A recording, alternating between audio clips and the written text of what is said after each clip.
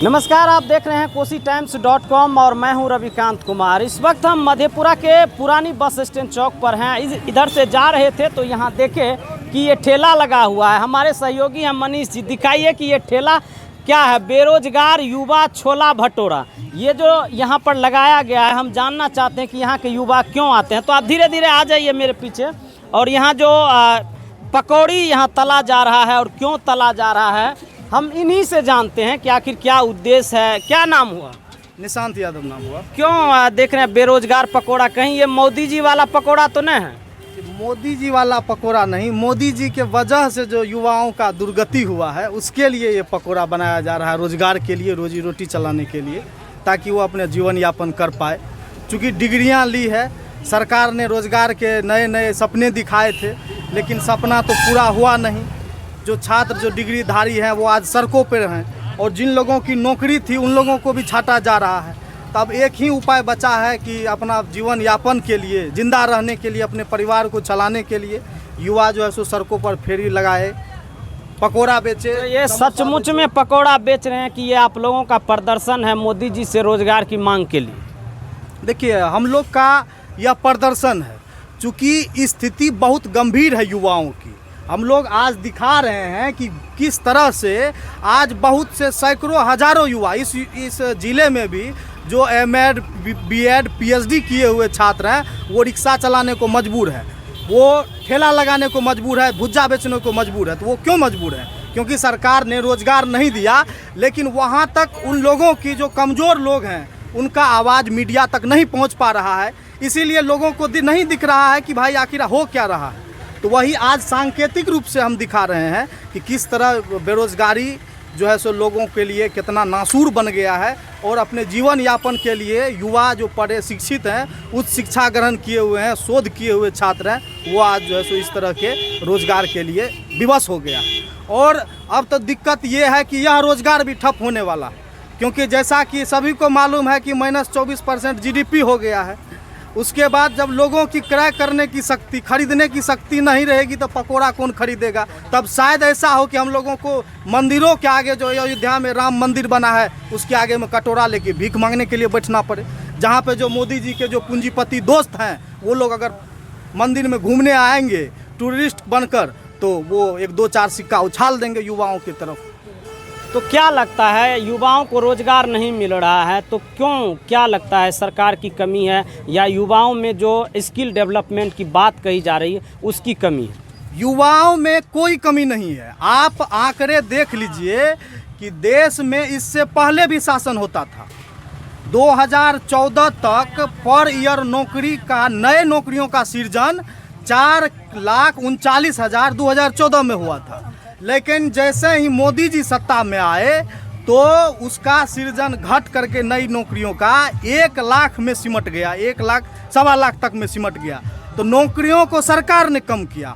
और जिस तरह से जनसंख्या का विस्तार हो रहा है, आबादी बढ़ रही है, एक आंकड़ा आया है कि पर महीना 15 लाख नए बेरोजगार छात्र नौकरी के तलाश में बाजार की तरफ झुक रहे हैं, और रोजगार है नहीं। अब बताइए कि कैसी भयानक स्थिति बनेगी। और 2017 का रिपोर्ट है, राष्ट्रीय अपराध शाखा ब्यूरो का रिपोर्ट है कि देश में 2017 में किसानों से ज़्यादा बेरोजगार युवाओं ने आत्महत्या की है। यह एक जो जिस भारत को युवाओं का देश कहा जाता है, उस युवाओं के देश के लिए कितना भयावह है कि युवा बड़ी मात्रा में आज खुदकुशी करने को मजबूर हो रहे हैं। तो मनीष, हम एक बार ये कहेंगे कि आप दिखा दीजिए कि चारों तरफ युवा लोग हैं, और आप कैमरे को इधर घुमाइए और दिखाइए कि किस तरह से यहाँ पकौड़ी तला जा रहा है। लोग हैं और इधर देखिए कुछ लोग खा भी रहे हैं। क्या नाम हुआ? मेरा नाम रिंकू कुमार है।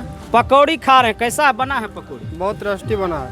तो टेस्टी बना है। ये लोग तो विद्यार्थी हैं, छात्र हैं, इन लोग भी टेस्टी बनाए हैं जी। तो ये लोग जब पकौड़ी का दुकान खोलेगा तो चलेगा? नहीं चलेगा ये लोग, नहीं। लेकिन टेस्टी बना है। तो लोगों का कहना है कि इसमें ज़रूर कुछ ना कुछ कमी रही होगी। अच्छा, इधर आ जाइए, बहुत लोग से हम बात करेंगे। हम संक्षिप्त में कुछ लोगों से बात कर लेते हैं। क्या नाम हुआ? प्रदीप कुमार यादव। मैं क्यों ये पकोड़ा तला जाए? मैं सर पकोड़ा तले की बात नहीं कर रहा हूँ, मैं एक सीधा सवाल कर रहा हूँ। अभी देश की जो आर्थिक स्थिति है, मैं ज़्यादा नहीं 5 मिनट टाइम लूँगा। हमारे आदरणीय प्रधानमंत्री मोदी जी चुनाव से पहले जिस तरह का जुमला दिया हमारे युवाओं को, जो पर ईयर 2 करोड़ रोजगार देंगे, आज 6ठा साल उनका चल रहा है। भैया 2 करोड़ रोजगार की बात तो आप छोड़ दीजिए, 14 करोड़ 1 पॉइंट युवा रोड पर आ चुके हैं। और सबसे बड़ी चीज़ ये है, जो रोजगार के लिए कंपनी में काम करते थे, आज उनको गाड़ पे लात मार के, साला धक्का मार के कंपनी से बेवजह बाहर कर रहा है। उसके बाद मेरा एक और मुद्दा है, रेलवे का निजीकरण। भैया पूरे ऑल ओवर इंडिया में 37% गरीब के बच्चे को रोजगार मिलती थी रेलवे में, आज साला ये क्या कर रहा है, उद्योगपतियों के हाथ में दे रहा है। मतलब अब क्या होगा, कॉर्पोरेट विभाग के हाथ में। कल रेलवे जब निजीकरण नहीं था, सबसे मुद्दा समझिए सर, गरीब तबके का बच्चा एक कंपटीशन एग्जाम निकाल के वहाँ फेस करता था। अब क्या होगा, उद्योगपति का हाथ में जाएगा। जो बेसिक सैलरी मेरी 36,000 जहाँ मिलना चाहिए, वहाँ एक दलाल के थ्रू हमको सैलरी मिलेगा कितना, 22,000। मतलब एक स्टूडेंट का सैलरी मिलेगा 36,000 और दलाल जो है, दलाल खाएगा 14,000। देश कहाँ से विकसित हो रहा है, हमको ये बताइए।